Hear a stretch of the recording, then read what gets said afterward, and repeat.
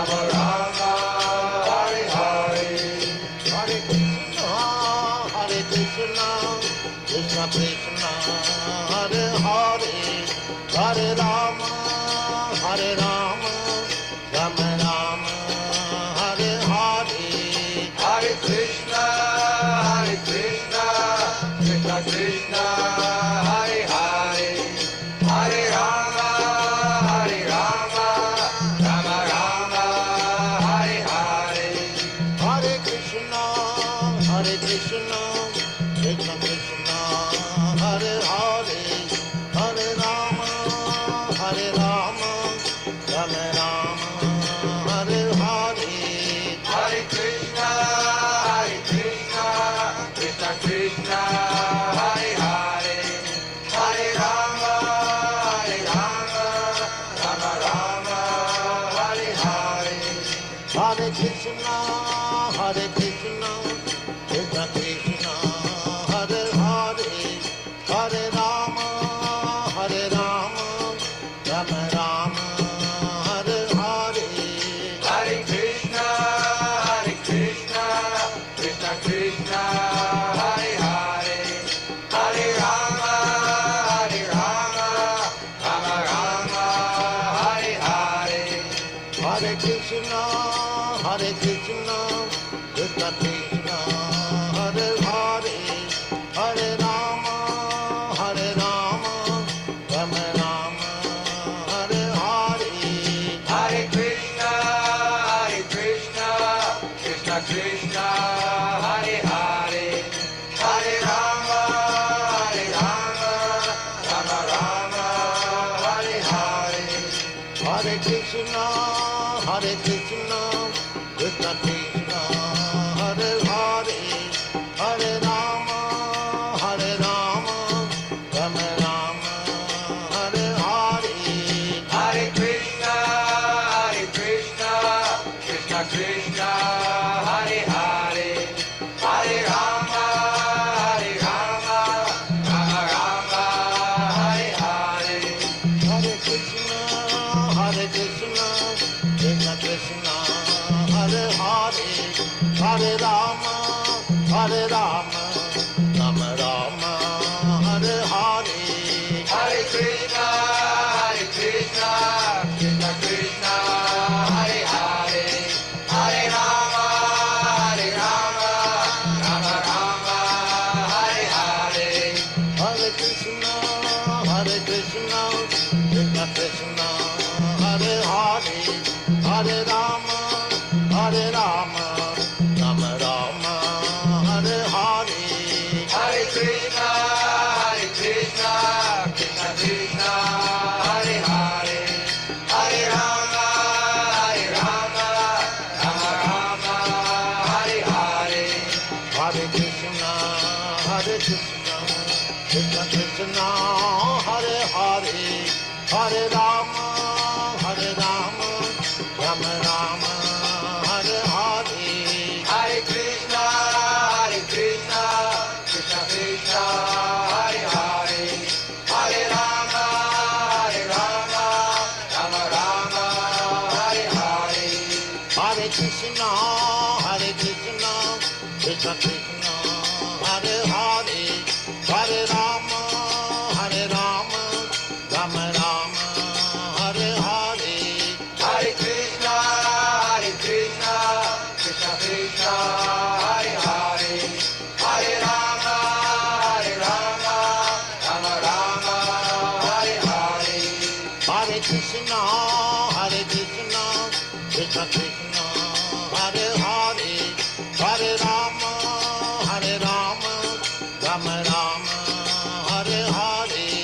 Hare Krishna, Krishna Krishna, Hare Hare, Hare Rama, Rama Hare Hare. Hare Krishna, Krishna Krishna, Hare Hare, Hare Rama, Rama Rama, Hare Hare. Hare Krishna, Krishna Krishna, Hare Hare, Hare Rama, Rama Hare Hare. Hare Krishna, Krishna Krishna,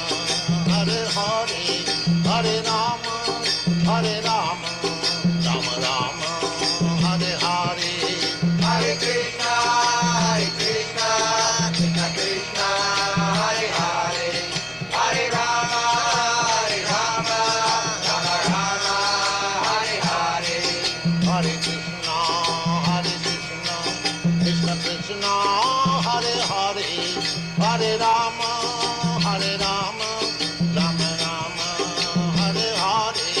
Hare Krishna, Krishna Krishna, Hare Hare, Hare Rama, Rama Rama, Hare Hare. Hare Krishna, Krishna Krishna, Hare Hare, Hare Rama, Rama Rama, Hare Hare. Hare Krishna, Krishna Krishna, Hare Hare, Hare Rama, Rama Rama, Hare Hare. Hare Krishna, Krishna Krishna, Hare Hare, Hare Rama, Rama Rama, Hare Hare. Hare Krishna, Krishna Krishna, Hare Hare, Hare Rama, Rama Rama, Hare Hare. Hare Krishna, Krishna Krishna, Hare Hare, Hare Rama, Rama Rama, Hare Hare. Hare Krishna, Krishna Krishna, Hare Hare, Hare Rama, Rama Rama, Hare Hare. Hare Krishna, Krishna Krishna, Hare Hare, Hare Rama, Rama Rama, Hare Hare. Hare Krishna, Krishna Krishna, Hare Hare, Hare Rama, Rama Rama, Hare Hare. Hare Krishna, Krishna Krishna, Hare Hare, Hare Rama, Rama Rama, Hare Hare. Hare Krishna, Krishna Krishna, Hare Hare, Hare Rama, Rama Rama, Hare Hare. Hare Krishna, Krishna Krishna, Hare Hare, Hare Rama, Rama Rama, Hare Hare. Hare Krishna, Krishna Krishna, Hare Hare, Hare Rama, Rama Rama, Hare Hare. Hare Krishna, Krishna Krishna, Hare Hare, Hare Rama, Rama Rama, Hare Hare. Hare Krishna, Krishna Krishna, Hare Hare, Hare Rama, Rama Rama, Hare Hare. Hare Krishna, Krishna Krishna, Hare Hare, Hare Rama, Rama Rama, Hare Hare. Hare Krishna, Krishna Krishna, Hare Hare, Hare Rama, Rama Rama, Hare Hare. Hare Krishna, Krishna Krishna, Hare Hare, Hare Rama, Rama Rama, Hare Hare. Hare Krishna, Krishna Krishna, Hare Hare, Hare Rama, Rama Rama, Hare Hare.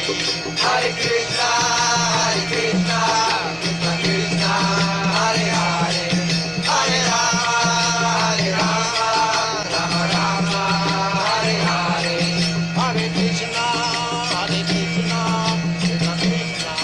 Hare Hare, Hare Rama,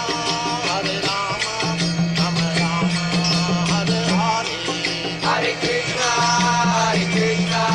Krishna Krishna, Hare Hare, Hare Rama, Rama Rama, Hare Hare. Hare Krishna, Krishna Krishna, Hare Hare, Hare Rama, Rama Rama, Hare Hare. Hare Krishna, Krishna Krishna, Hare Hare, Hare Rama, Rama Rama, Hare Hare. Hare Krishna, Krishna Krishna Krishna, Hare Hare, Hare Rama, Rama Rama, Hare Hare. Hare Krishna, Krishna Krishna, Hare Hare, Hare Rama, Rama Rama, Hare Hare.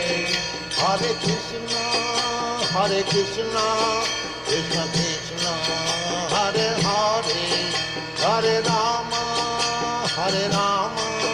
Rama Rama, Hare Hare. Hare Krishna, Krishna Krishna, Hare Hare, Hare Rama, Rama Rama, Hare Hare. Hare Krishna, Krishna Krishna, Hare Hare, Hare Rama, Rama Rama, Hare Hare. Hare Krishna, Krishna Krishna, Hare Hare, Hare Rama, Rama Rama, Hare Hare. Hare Krishna, Krishna Krishna, Hare Hare, Hare Rama, Rama Rama, Hare Hare. Hare Krishna, Krishna Krishna, Hare Hare, Hare Rama, Rama Rama, Hare Hare. Hare Krishna, dear devotees, please accept our humble obeisances. All glories to Srila Prabhupada. Welcome to this morning's Srimad Bhagavatam class from Canto 2, which is entitled The Cosmic Manifestation, Chapter 8, Questions by King Pariksit. And this morning we're doing text 10. So without further delay, we'll start the class. Jaya Radha Madhava Kunja Vihari Jaya Radha Madhava Kunja Vihari Gopi Janavallabha Girivadadari Gopi Janavallabha Girivadadari Yashodanandana Vajajanaranjana Yashodanandana Vajajanaranjana Jamunatira Vanachari Jamuna Tira Vanachari Jaya Radha Mahadava Kunja Vihari Jaya Radha Madhava Kunja Vihari Gopi Janavallabha Girivadadari Gopi Janavallabha Girivadadari Yashodanandana Vajajanaranjana Yashodanandana Vajajanaranjana Jamunatira Vanachari Jamunatira Vanachari Jaya Radha Madhava Kunja Vihari Jaya Radha Madhava Kunja Vihari Jaya Radha Madhava Kunja Vihari Jaya Radha Madhava Kunja Vihari Jayam Vishnupad Paramhansa Privajagacharya Stottara Satasishya Maris Divine Grace A.C. Bhaktivedanta Swami Srila Prabhupada Ki Jai Jayam Vishnupad Paramhansa Privajagacharya Stottara Satasishya Maris Divine Grace Srila Bhakti Siddhanta Saraswati Thakur Maharaj Prabhupada Ki Jai Ananta Koti Vaishnavinda ki jai. Namacharya Sri Haridas Thakur ki jai. ISKCON founder Acharya Srila Prabhupada ki jai. Prem se kaho Sri Krishna Chaitanya Prabhu Nityananda Sri Advaita Gadadhar Shivachari Gaur Bhaktavinda ki jai. Shri Shri Radha Krishna Gopa Gopinath Shyam Kund Radha Kund Giri Govardhan ki jai. Shri Vrindavan Dham ki jai. Navadvip Mayapur Dham ki jai. Jagannath Puri Dham ki jai. Jagannath Swami ki jai. Jamuna Mai ki jai. Ganga Mai ki jai. Tulsi Devi ki jai. Bhakti Devi ki jai. Hare Krishna Mahamantra ki jai. Samaveda Bhaktavinda ki jai. Nitai Gaura Premanandi. Hari Hari Hari. All glories to the assembled devotees. Hare Krishna. All glories to the assembled devotees. Hare Krishna. All glories to the assembled devotees. Hare Krishna. All glories to the lotus feet of Sri Guru and Gauranga Gosira Prabhupada. Namo Vishnu Padaya Krishna Prasthaya Bhutalesh Vadi Bhakti Teta Swaminiti Namini Namaste Krishna Padaya Prabhupada Chitatmani Shri Gaura Karuna Shakti Bhakti Teti Namini Narayana Namaskritya Narunchevam Narottamam Devim Saraswati Vyasam Tato Jayam Gadidayat Nashta Prayesu Abhadresu Nityam Bhagavata Sevaya Bhagavati Uttamasloke Bhakti Bhavati Naishtiki Om Namo Bhagavate Vasudevaya Om Namo Bhagavate Vasudevaya Om Namo Bhagavate Vasudevaya. Hare Krishna, the devotees, please accept my humble obeisances. All glories to Srila Prabhupada. Srimad Bhagavatam, Canto 2, Chapter 8, Text 10. Sa cāpi yatra puruṣo viśva-sthity-udbhavāpyayaḥ muktvātma-māyāṁ māyeśaḥ śete sarva-guhāśayaḥ.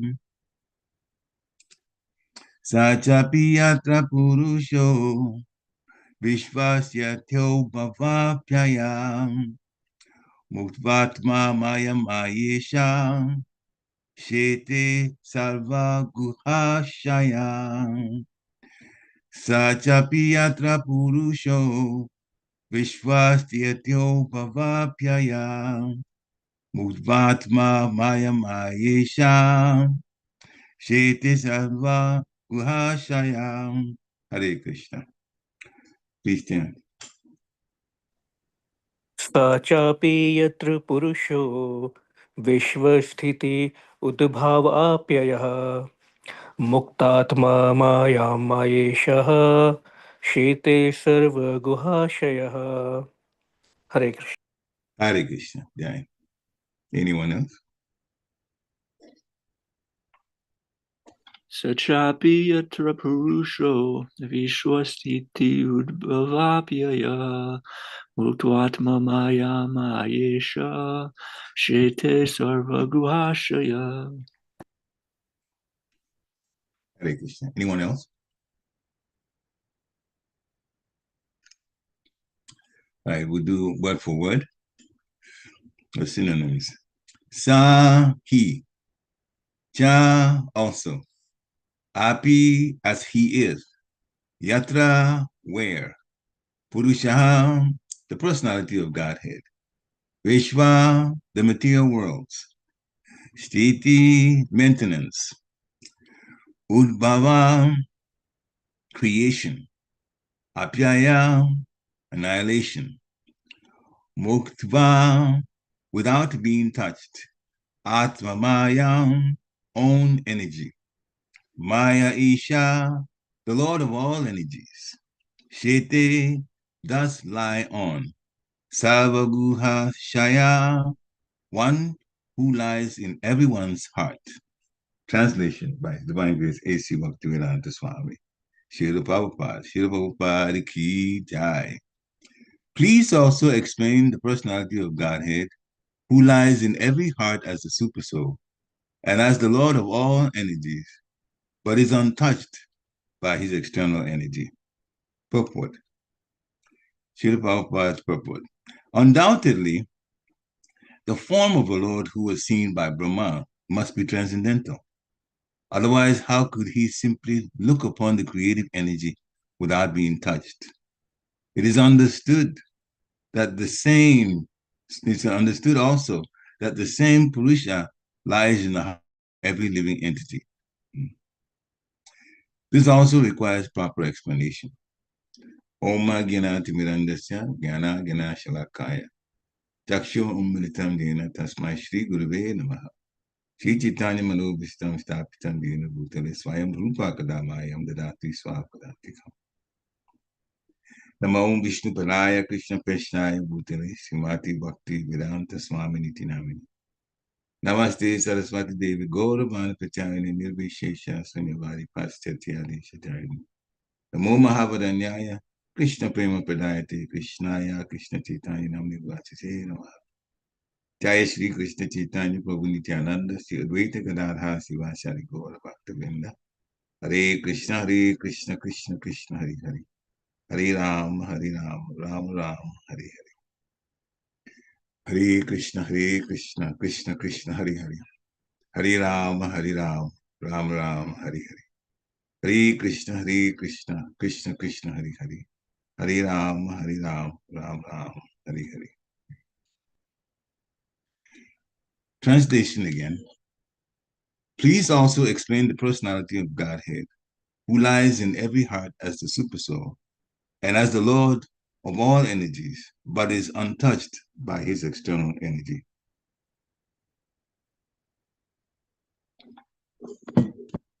Hare Krishna. So, please also explain. So, obviously, there is someone asking questions. That's Maharaj Pariksit, asking Shukadeva Goswami to explain about the Supreme Personality of Godhead's incarnation as Kshirodakshaya Vishnu, the Supersoul. So, all of these questions are very relevant for us, as we'll see later on in the reference in Bhagavad Gita. Understanding these puruṣo features will help us greatly in our spiritual life. The understanding alone will help us to mentally disconnect from the material energy.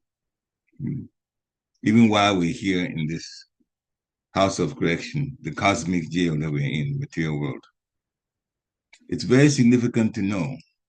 Sometimes the devotees say, oh, well, we've heard this. In fact, we've heard this more than once. So we already know.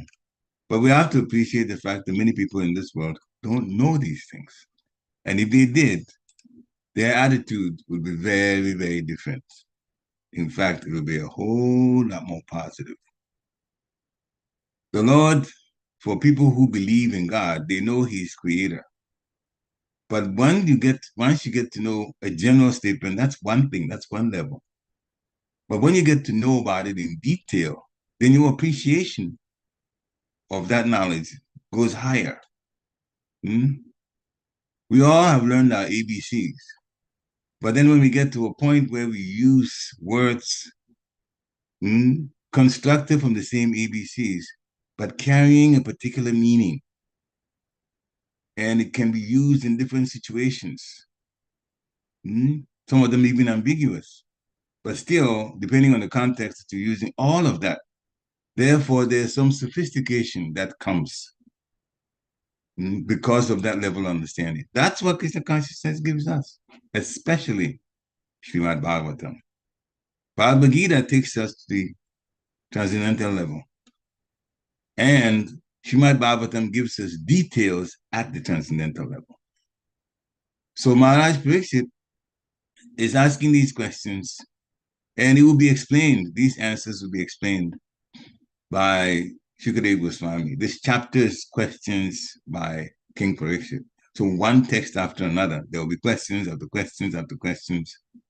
And before it gets anybody's attention, and get a little surprised by why so many questions are being asked at one time, because usually we hear two questions.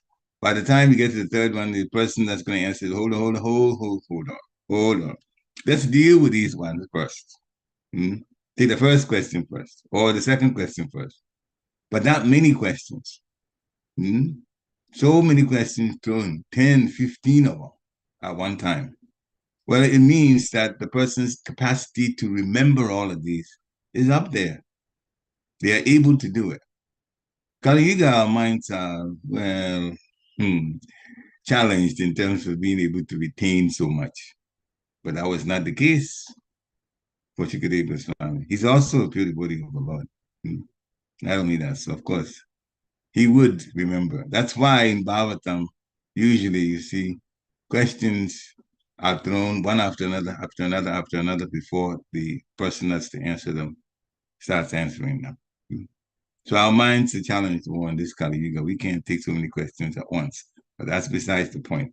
Anyway, in this translation, in this text, it says, please also explain the personality of Godhead, who lies in every heart as the Supersoul, and as the Lord of all energies, but is untouched by his external energy. So Maharaj Pariksit is already giving the point here that he knows that there is Supreme Personality of Godhead, an incarnation that lies in every heart as the Supersoul, and as the Lord of all energies. But he is not touched by his external energy.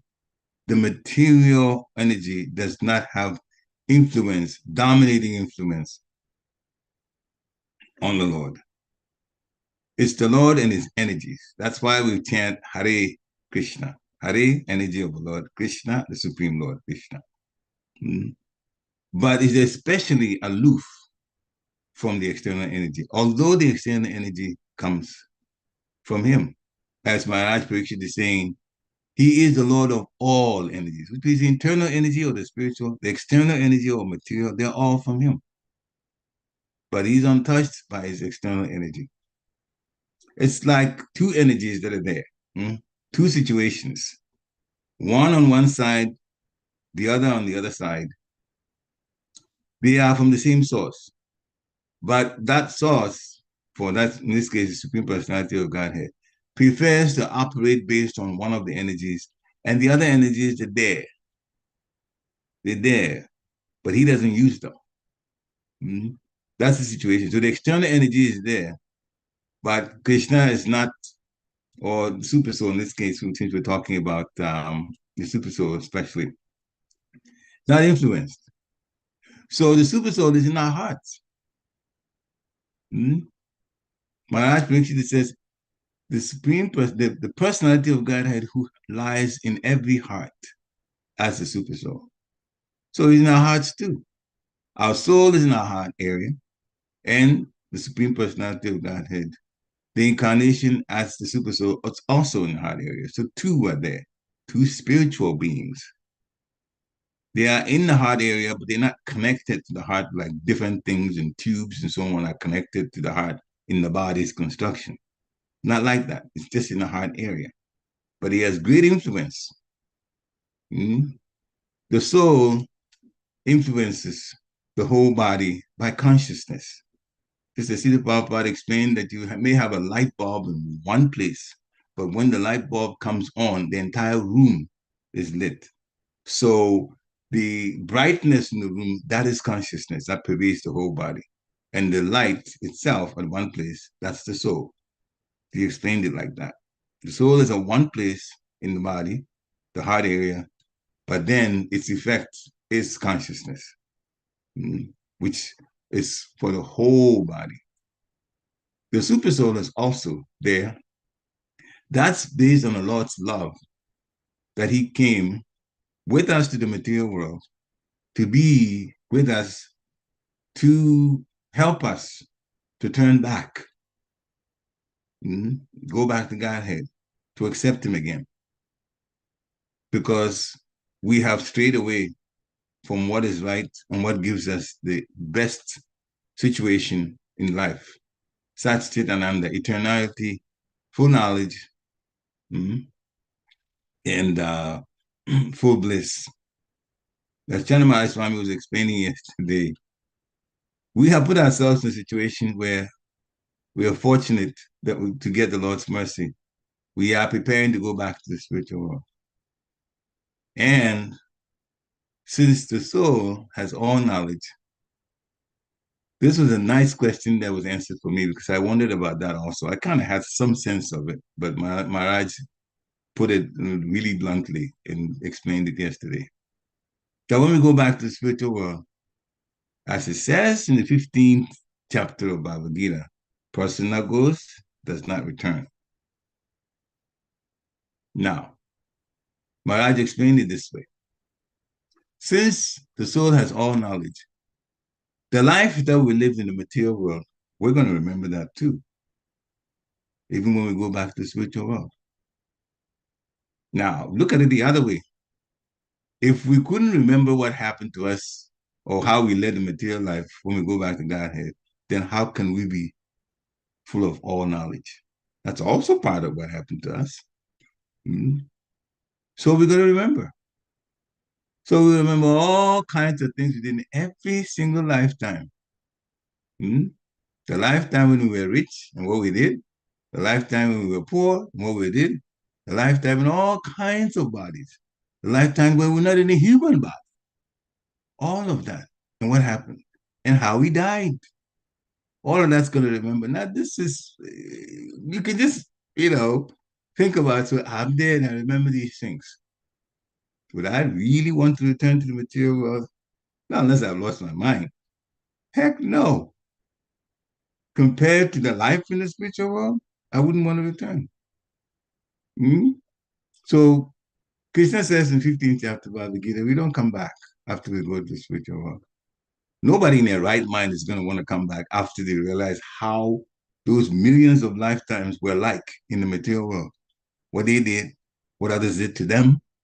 It's not worth it. So we are in illusion thinking we're going to be happy here. Happiness, real happiness is not here. Here you just adjust to what you can. And everything that's bombarded, you adjust as best you can. These days, because of electronics, we hear about news on all parts of the world. So we see chaos is happening and disturbances are happening all the time in parts of this planet. This is not a planet of peace. It's a planet that challenges us. And if we are uncomfortable and we find out that, yes, we are uncomfortable, then we have to leave. Because to try to solve it, well, people are doing it now. Has it worked? Everything that's produced, since man is prone to mistakes, even if we do something that's more convenient for us to live in this life, something is going to happen. And the more grand, the grander, the more opulent, the more sophisticated we make of that particular thing to use, and we think, oh, it's giving us more convenience now. When something goes wrong, the effect of it is catastrophic too. The more we do things that are sophisticated, the more sophisticated the problems also. So there's no getting around it. And so this tells us directly, leave this place. And this is what the Supersoul is here to do, to guide us. So the puruṣo, there are three of them, actually. In Bhagavad Gita, it's explained the eightfold energies, earth, water, fire, air, ether, then mind, intelligence, and ego. Those are the separated material energies of the Lord. Now, for the material creation,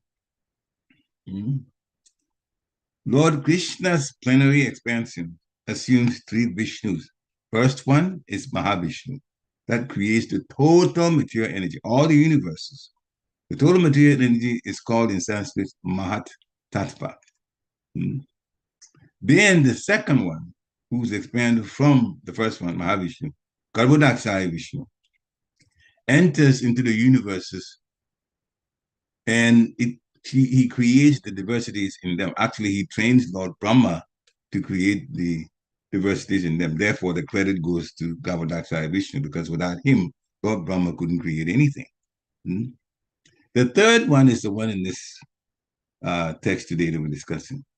Kshirodakshaya Vishnu is diffused. He is in all the universes as the pervading the all-pervading Supersoul, called the Param-atma. Atma is soul, Param is superior, topmost, Paramatma. Now he is present even within the atoms. So some people who are in religion ask, where is God? Everywhere. How do you know? They don't have an answer, but we've been told he's everywhere, so he is everywhere.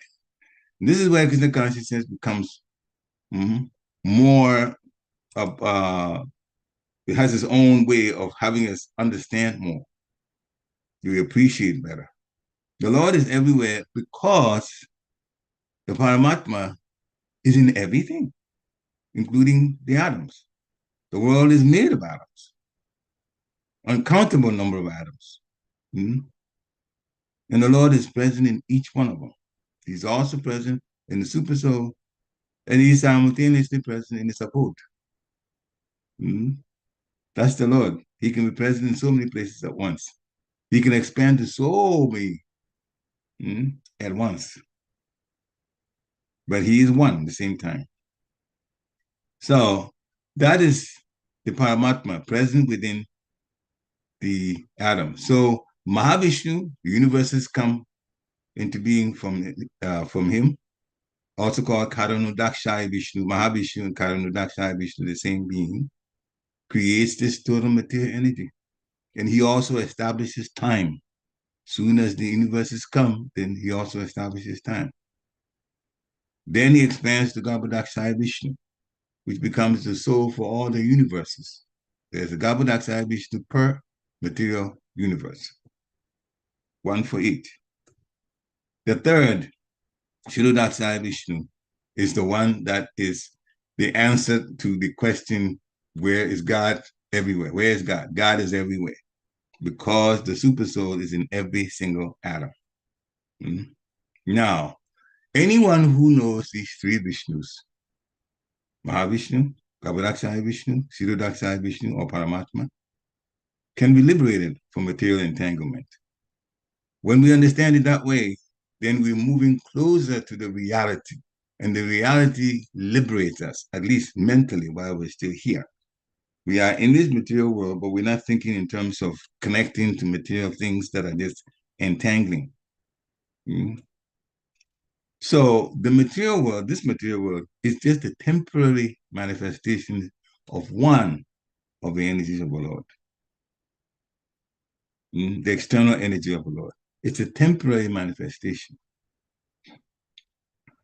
The world comes to be, and then Mahavishnu breathes in again, and all the universes go back into his body. So the material world is temporary in that sense. But then he will breathe out again, Mahavishnu, and they'll come out again, the universes. When he breathes in, they go back in to his body. So the material world does not really totally cease to be. It's just into the body of Mahavishnu, outside the body of Mahavishnu. Right now, it's outside the body of Mahavishnu. That's why we're here. Otherwise, if we had breathed in, we're inside of him, we would be in a dormant state. So, material energy is permanent in that there's a cycle of now you see it, now you don't, now you see it, now you don't, but it's all the time. So the material energy is also there, the Lord's energy. But the spiritual energy, which is the one that runs the spiritual world, that's permanent. There's no now you see it, now you don't. No, that is always there. That's the difference. So all activities in the material world are directed by these three Vishnus, Vishnu expansions of the Lord. So they are called incarnations. The other time, one of our scholars said here that when we use the incarnations, that is the expansion of the Lord that has something to do with the material world, called incarnations. So generally, people are assuming that this material world is for the enjoyment of living entities, and that living entities are the puruṣas, or the causes, or the controllers, or enjoyers of this material energy. This is what many people think. The person who does not know the science of God, Krishna, assumes that this material world is like that. We're supposed to enjoy ourselves. Why do people feel they have to enjoy themselves? Well, that's the nature of the soul. Our real nature includes bliss, enjoyment. But we won't get that enjoyment in the material world. We'll try, but all kinds of things happen. One time you're feeling a little bit of happiness, the next time we're crying because something drastic, something unfortunate has happened. That's the way it is in the material world. Never like that in the spiritual world. It's constant enjoyment, increasing enjoyment. That's there. So, according to Bhagavad Gita, this whole idea of the material world being for the enjoyment of living entities is an atheistic conclusion, and it is false. It's not hard to prove that it's false. If it is for our enjoyment, so why do we get earthquakes? Why do we get tsunamis? Why do we get floods? That's just the land and the water only. Why do we get all kinds of troubles, tornadoes from the air, becoming a cone and whizzing and then destroying everything? This is the place to enjoy? Am I missing something? As they say in America. So we just try to forget about the problems that this planet, or for that matter, the material universes, cause the living entities. One time I was watching an ant. You could just excuse me, just want to make this point. Watching an ant. In the temple room, this was Gigidanagri. When we finish Mangalati, we all have your bead baths. We have an hour and a half or 2 hours to chant. I was sitting down and there's this small ant I saw in front of me. So I'm chanting Hare Krishna, Krishna, Krishna, Hare Hare, Hare Ram, Ram, Ram, Hare Hare. I'm not really paying much attention to the ants. I'm trying to concentrate on the holy name, but then eyes can see it. So he moved a little bit and got to a point that it turned around and moved to the left. Then it came back to where it was before. And it kept moving around. I'm thinking, what in the world is this thing doing? What a waste of time. It's actually going nowhere. Turn around, come back, turn around, come back. But actually, this is what we do.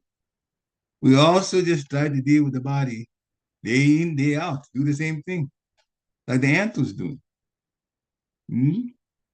This is life? Not really. Because if we take care of our bodies, what's going to happen? The body will reward us with death. Death. And everything that we piled in the material energy that we thought were ours will be taken away. So it makes more sense to concentrate on what gives us real, as I say, bang for the buck, in American language. What benefits us more? When we concentrate on our spiritual energy, then we get to go back to the spiritual world. And the very thing that we want, the enjoyment, we're going to get way more. No anxiety, no problems. So, atheistic conclusion is this, that material world is for the enjoyment of living entities. So that conclusion is false. The Bhagavad Gita says Krishna is the original cause of the material manifestation. He is the original. It's through his expansions. This is why we explained Mahavishnu, Garbhodakshaya Vishnu, Shirodakshaya Vishnu. They're all expansions of the expansions of the expansions of the expansions of the expansions of the Lord. He said it 5 times. It is, in fact, 5 times. The 5th time level of expansion before we see these 3 Vishnus who are controlling the material world and making things work in the material world. So the ingredients of the material manifestations are all separated energies of the Lord. The Lord enjoys with his internal energy, just like we talked about. 2 different energies belonging to the same Lord, but he prefers to be in the internal. And the external energy is for those of us in jail. That's the way it is. So Brahma Jyoti, the effulgent rays of the Lord, that's even the ultimate goal of the impersonalists. It's also spiritual energy. Even that manifested in the spiritual sky. But the only thing is, there are no diversities in the Brahma-jyoti, the effulgent rays of the Lord. There's peace, but there's no activity. But in the Vaikuntha Lokas, the planets in the spiritual world, plenty of activity. And we all know, why is it that sometimes punishment in the jail for somebody who's done something really bad is solitary confinement? They don't bother you, but you are in a particular area and you're by yourself and there's nothing to do and you're just there. That's like what happens in the Brahma-jyoti. There's peace. There's no problems, but there's nothing to do. So it's a spiritual solitary confinement. And a person in solitary confinement, after a while, will be bored. And that's the way it happens in the Brahma-jyoti also. There may be peace, but they'll be bored. So after a while, they have to get out, and their desire will bring them back to the material world, to the medium planets like this, to try again, to go up higher. So my bodies will tell you, the aim of life is to merge into the Brahma-jyoti. Don't believe it for a second. That's what they are convinced that they have to do, because the Brahma-jyoti is also spiritual, but it doesn't give us anywhere near the happiness, the ananda, that you get from the spiritual world. So the Paramatma is a temporary, all-pervasive aspect of the Vishnu called Kshirodakshaya Vishnu.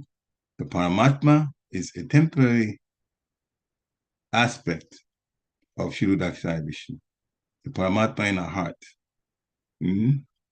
When we fully get the spiritual body and we go to the spiritual world, then Paramatma's effect is not as pronounced as it is here in the material world. For material world is helping us. Therefore, the word temporary is used. The spiritual world is no need for Paramatma. Here, yes. Here, in the material world, yes. Paramatma manifestation, Srila Prabhupada comes right out and says it's not eternal in the spiritual world. Here, in the material world, yes, that in every atom, it's there. The Lord manifests everything through this expansion of Kshirodakshaya Vishnu, Paramatma. So the factual absolute truth is the personality of Godhead, Krishna. He is the complete energetic person. And he possesses these separated and then the internal energy. The external energy is separated. And we are being led with the truth to go back to the spiritual world. So, with your permission, I'd like to continue the series on the Avadut Brahman, 11th Canto, Chapter 7. So, we'll talk a little bit about fire. Fire manifests itself in pieces of wood of different sizes and qualities. Some wood would just catch fire more quickly than others, but it's all there, the potential of fire.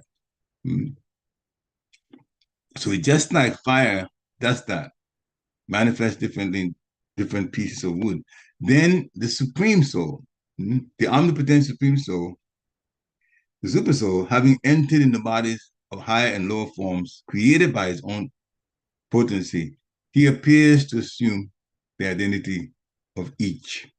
He's there in each of us and also in the atoms.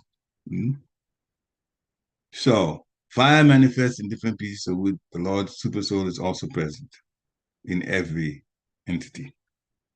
Now, in text 48, Avadut Brahman is explaining various phases of one's material life.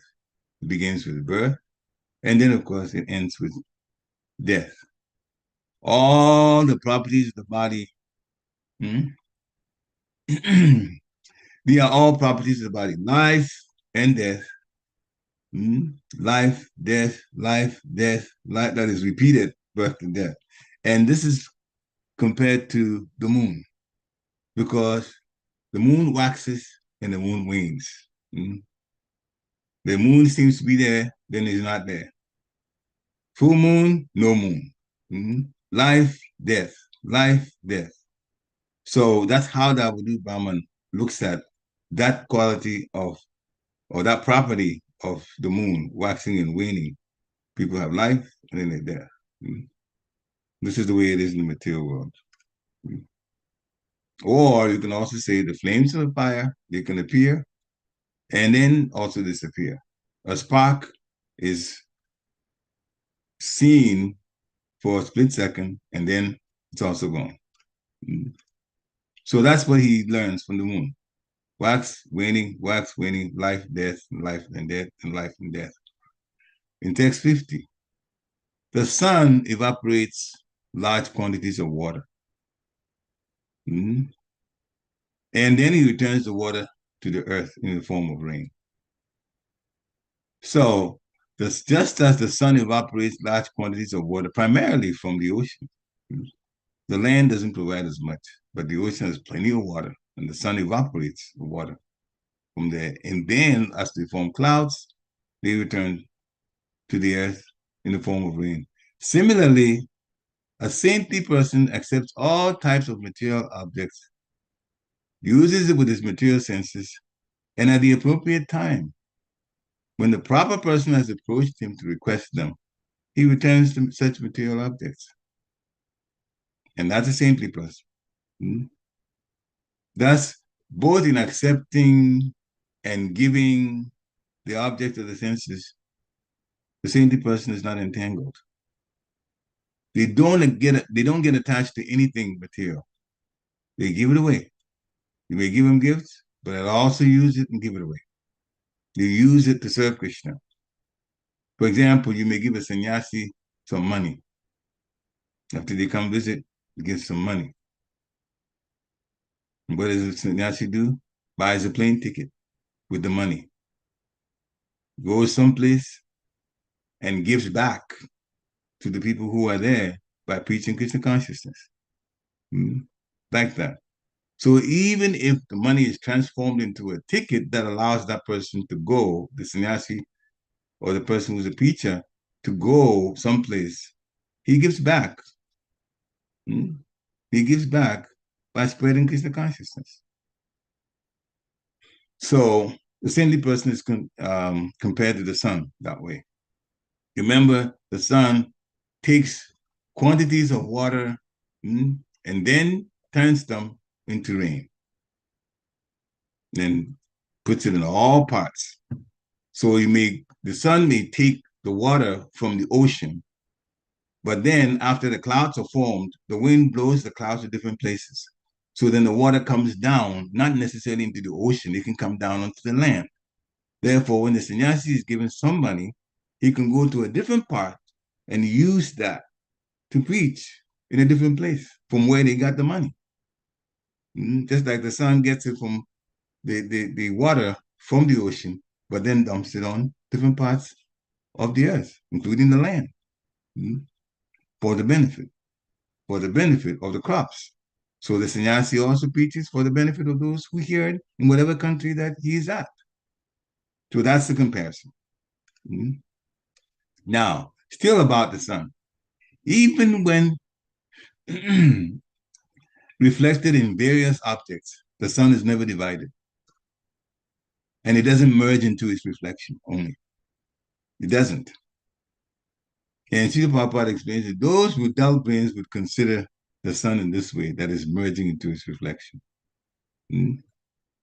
Sometimes children are deceived that way. One example is given that a child says, "Mommy, I want the moon. I've seen the moon. I want it. Can you give me the moon?" The mother obviously can't. So what does the mother do? Takes a container, fills it with water, and the moon's reflection is in the water, and gives that to the child. Says, "Here. Yes. Here's the moon." Like that. So that's obviously not good thinking. So the sun is never divided. So the soul is reflected through different material bodies. but the soul remains undivided and non-material. That is the point here. Connecting to the sun, the analogy. The soul is reflected through different material bodies.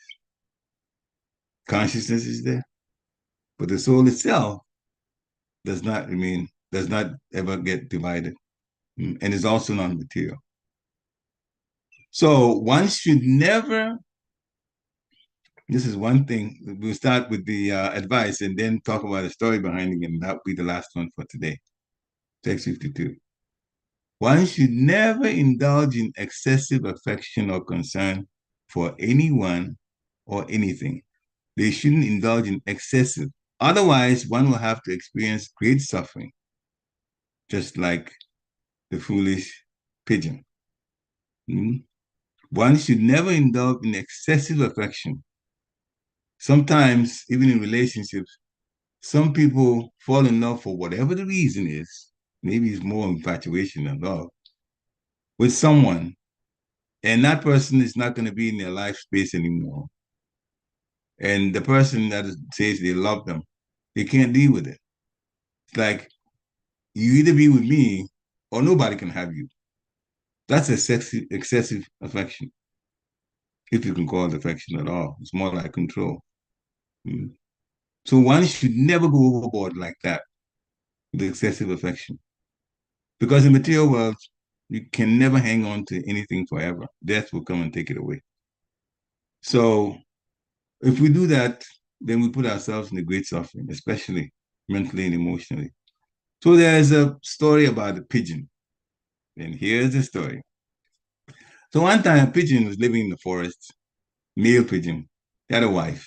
He had built a nest within a tree. And they lived there for several years in her company. So these two pigeons, husband and wife, they were very much devoted to their household duties. Very good materialists. Their hearts were tied together with sentimental affection. They were very attracted to each other's glances and bodily features and states of mind. And you talk about it, it's almost like the Purana story. That my mind slips to that. Narada Muni was telling King Pachina, very similar to this. King Purana, if you know about it. But these two pigeons married. They're in their household duties, typical Grihamedis. Grihastas are the ones that are married that do focus the consciousness. Grihamedis, they marry for material reasons. So they liked each other. They both looked good. And they were very much into their bodily features and state of mind. So then they were very bound completely, very much bound in affection. So they were trusting in the future, which is not very smart. But they carried out acts. We're saying they're not very smart because they were not figuring that death would come. Many people are like that. They live life thinking that death will never come. They plan, even though they see death around them. It won't happen to me. Somehow. They plan like that. So naively trusting in the future, he carried out acts of resting, sitting, walking, standing, conversing, playing, eating, everything the materialists do as a very loving couple among the trees in the forest. Whenever the female pigeon, desired something, she would say, They would just try to flatter. She would try to flatter her husband. And he would be so turned on with the flattery. And then whatever she wanted that he would give to her. So everything that she could do to please him, she did also. Typical marriage in karmic life without any Krishna consciousness is what's described here. So he couldn't control his senses whenever she was around. So female pigeon experienced the first pregnancy. The time arrived, and this chaste lady pigeon delivered a number of eggs within the nest in the presence of her husband. So when the time was ripe, the baby pigeons, with very tender limbs and feathers, created by the inconceivable potencies of the Lord, they were born from those eggs. And these two pigeons became most affectionate to their children, took great pleasure in listening to the awkward chirping and all that. You know how children do, whatever they're trying to say. But we just like it. It's like that. It's like that. So the children, they're like that, to awkward chirping from them. And the parents were so pleased. So with love, they began to raise these little birds who were born from them. So these now, two birds have become parents. They became very joyful by looking at the soft wings of the children and their chirping and their lovely innocent movements around the nest and their attempts to jump up and fly, and seeing the children happy, the parents were also very, very happy. Now, one day, these two parents, they decided to go out to find food for the children. They were very anxious to feed the children, feed them properly. So they wandered all over the forest for a long time. And at that time that they were gone, a certain hunter came around. He was wandering through the forest. He saw the young pigeons moving about near the nest. And the hunter just simply spread out his net, and they all fell into it. He captured them all. Now, the male pigeon and his wife, they were always anxious for the maintenance of the children. So they were wandering in the forest for that purpose. Now, when they got the proper food, they returned to their nest. And when the lady pigeon caught sight of her own children trapped within the hunter's net, she was very overwhelmed with anguish. He started crying out, and she rushed towards them as they also cried for her. They cried out to her in return. So the lady pigeon had allowed herself to be bound by the ropes of material affection, intense material affection. So her mind was overwhelmed in anguish. So being in the grip of the illusory energy of the Lord, which is the net, she completely forgot herself, and he rushed forth to the helpless children, and she was also immediately bound in the hunter's net. So now, mother is also captured. Children are already captured. They can't get out. So, seeing his own children, who were more dear to him than life itself, we're going to talk about the male pigeon now.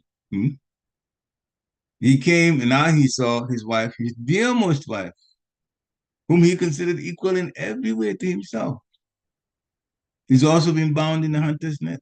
So the poor male pigeon began to lament in a wretched way. And he was saying, just see how I'm nigh destroyed now. Obviously, I'm a great fool, for I did not properly execute pious activities. I could not satisfy myself, nor could I fulfill the purpose of life. My dear family, which was the basis of my whole religiosity, economic development, dharma, artha, kama, moksha, dharma, artha, kama, that's not moksha yet. My dear family, which was the basis of my religiosity, things I believed in, my economic development in the forest, and my sense gratification, is now hopelessly ruined. My wife and I, we were an ideal match. She always faithfully obeyed, and in fact, he accepted me as a worshipable deity. And now, seeing her children lost and her home empty, she left me behind and gone. Everything, she just left. She's gone. The net is there. I can't get them back ever. Now, I'm a wretched person living in an empty house, or in this case, empty nest.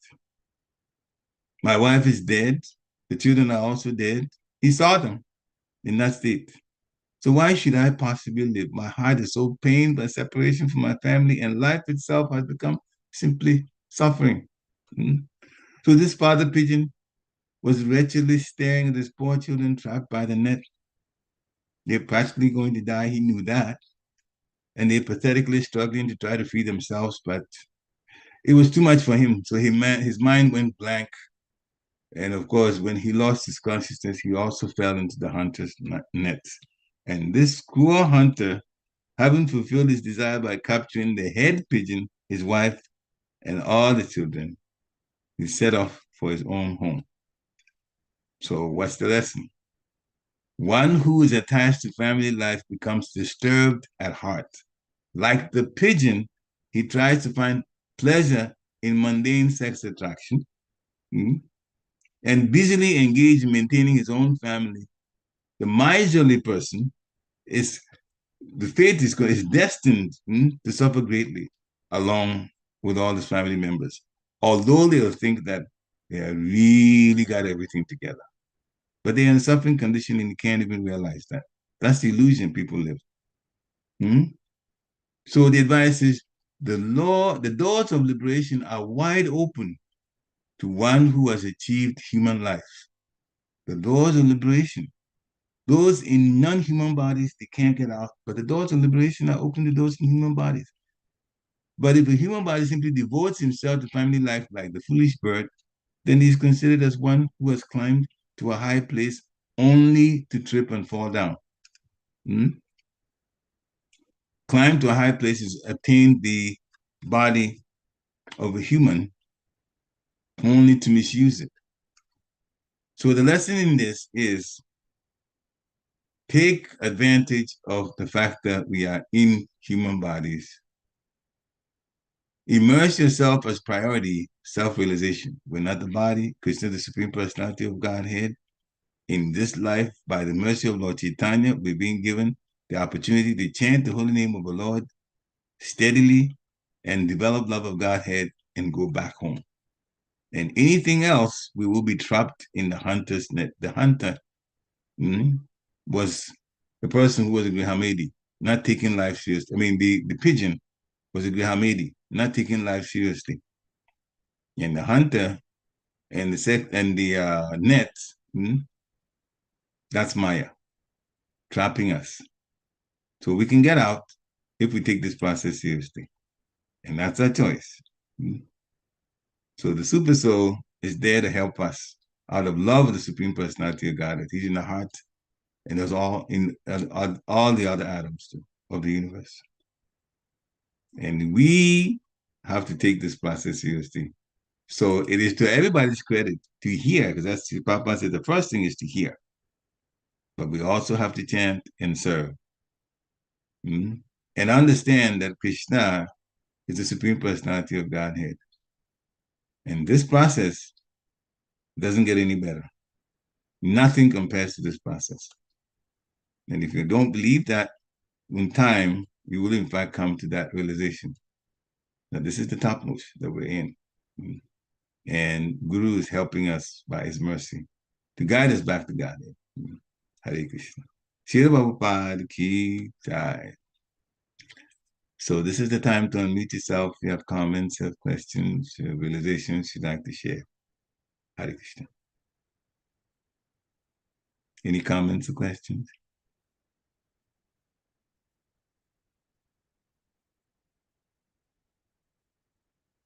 We will, in fact, continue. There's a few more things on the Avadut Brahman. Then at the very end, we'll talk about the identity of the Avadut Brahman. That is something. And it's set up like that in Bhagavatam, so I leave it very much respecting the way the texts are put together. So we'll talk about the identity of the Avadut Brahman at the end of this. All 24 gurus discussed. Any questions? If not, then we're on the top of the hour. Thank you very much for coming on today. This is the weekend.